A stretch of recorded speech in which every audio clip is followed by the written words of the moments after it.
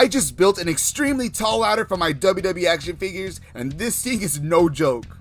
Alright, so for this DIY adventure, you're going to need 4 dowels. I grabbed some 36-inch ones, and trying to be resourceful, I chopped the dowels in half to get an 18-inch tall ladder. And that way, I only have to cut 2 for the base of the ladder. Now once you got all your pieces cut out, hit them up with some sandpaper for that pro finish. Now I suck at building things, so I've got this smaller ladder that I'm going to be using as a guide. Use a ruler to measure out the distance. Mine sits at about 2.5 inches. Then cut a fat popsicle stick to use as a connector. But don't glue it down just yet. I'm using the top connector as a starting point to mark out the steps. I'm placing them at a 1.5 inches apart.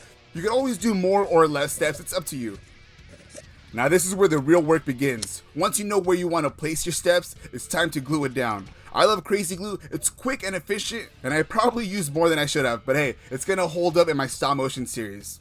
And take this from me guys, this thing is already looking huge compared to the regular size ladder.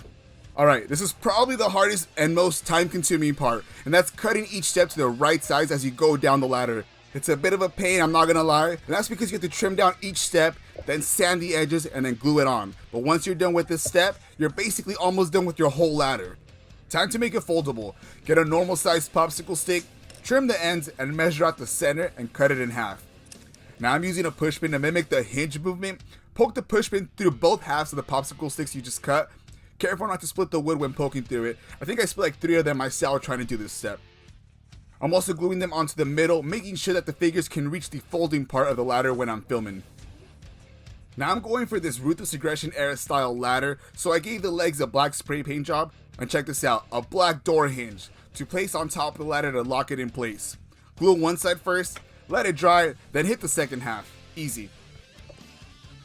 Almost there. Since I wanted the authentic look, I got this metallic silver paint from Walmart for 79 cents. And I'm hand painting each step silver. This took a minute, especially because I have to wait for the paint to dry and add a second layer. But trust me, it's worth it. The ladder is gonna look sick in the ring.